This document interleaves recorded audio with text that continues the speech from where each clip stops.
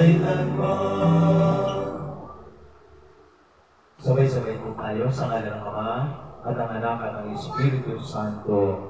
Amen. Sumainyo ang Panginoon. Sumainyo rin. Mga kapatid, tayo po ay nagkakatipon ngayon. Nalagyan ako ng icing upang magpasalamat sa Diyos sa mga biyaya na tinatanggap ng pamilya ito.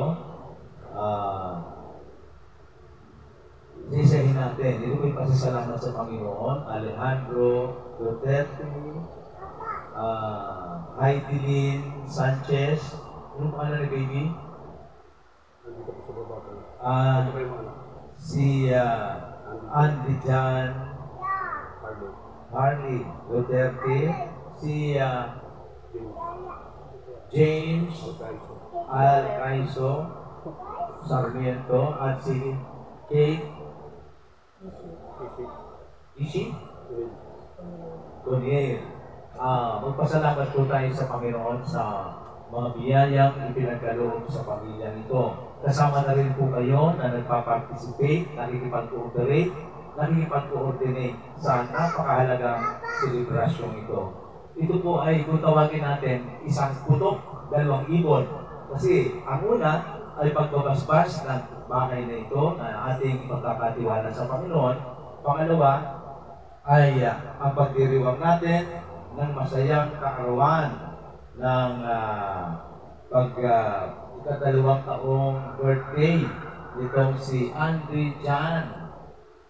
Ang hirap i-pronounce ng pangalan, Harley Duterte. Okay? Upang tayo po ay maging karapat-dapat sa ating pagdiriwang ngayong hapon sa kaarawan ni Andy. Sandali baby ha.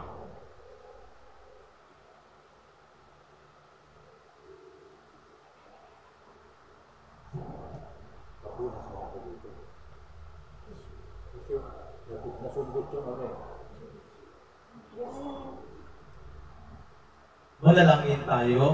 Dinggin mo po kami, Panginoong Diyos, Amang Banal, makapangyarihan at walang hanggan.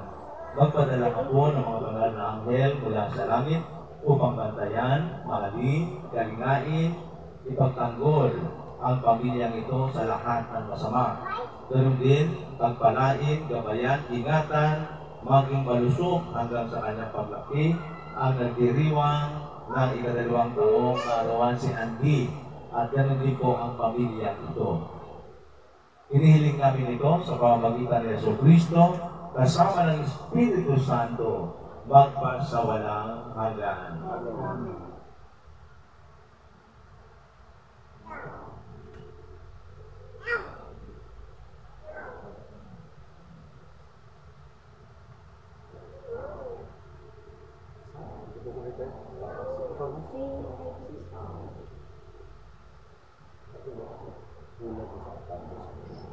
Sulat ni San Pablo sa mga taga-Kolosas. Kayo hinirang ng Diyos, itinalaga para sa Kanya, at minamahal niya. Kaya dapat kayong maging mahabagin. Maganda ang kalooban, mapagkumbaba, mabait at matigisin. Mapagkaumahinan kayo at magpatawaran kung may hinanakit kayo sa isa't isa. Pinatawad kayo ng Panginoon, kaya magpatawad din kayo. At higit sa lahat, mag-ibigan kayo sapagkat ito ang buklod ng ganap na pagkakaisa at pag-ariin ninyo sa inyong puso ang kapanglipaang kaloob ni Kristo. Sapagkat ito ang dahilan, kaya kayo tinatawag upang magibahagi ng isang katawan. Magpasalamat kayong lagi. Ang mga salita ni Kristo ay dinanin ninyong mabuti sa inyong isip. Magpaalalahanan kayo at magturuan ng buong kaalaman. Umawit kayo ng mga salmo, mga himno, at mga awiting espiritual na may pagpapasalamat sa Diyos.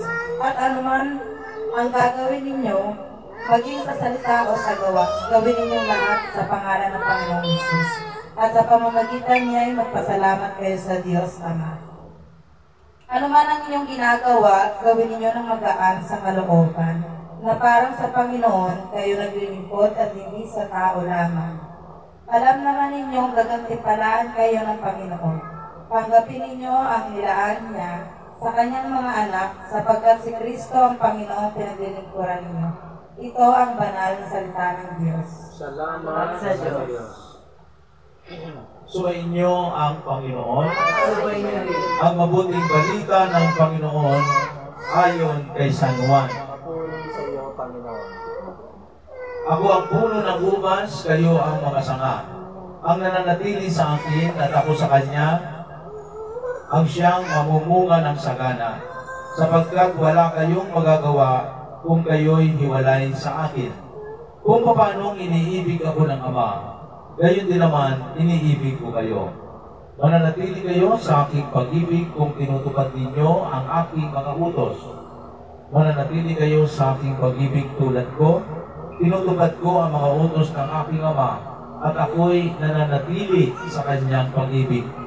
Sinasabi ko sa inyo ang mga bagay na ito upang makahati kayo sa kagalakan ko at malubos ang inyong kagalakan. Ito ang aking utos, mag-ibigan kayo gaya ng pag-ibig ko sa inyo. Walang pag-ibig na hihigit pa sa pag-ibig ng isang taong nag-aalay ng kanyang buhay sa kanyang mga kaibigan. Ang mabuting balita ng ating kaligtasan. Pinupuri ka namin, Panginoon Kristo. Mga minamahal kong kapatid, isang bagay na dapat ay pagpasalamat natin sa Diyos.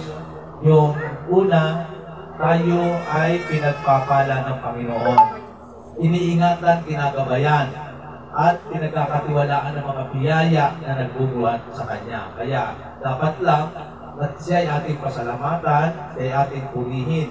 At ngayong araw nito, magbabasbas tayo ng buong bahay, agad doon sa kabila, at ipag-pray natin ang batang si Andy na lalo pang maging matalino, maging malusog, at maging kaaya-aya sa harapan ng Panginoon.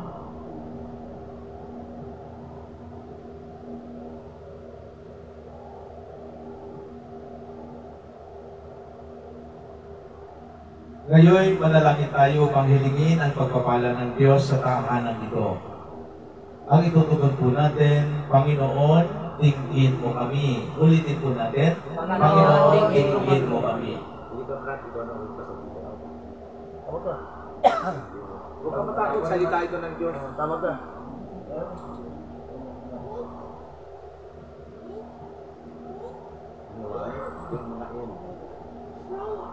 Naway maligtas ang mga taong nakatira rito sa may kamay ng demonyo at sa pang-aakit ng mundo.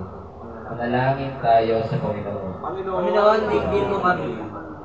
Naway kamasahin nila ang mga langit, katiwasan at kaligayahan.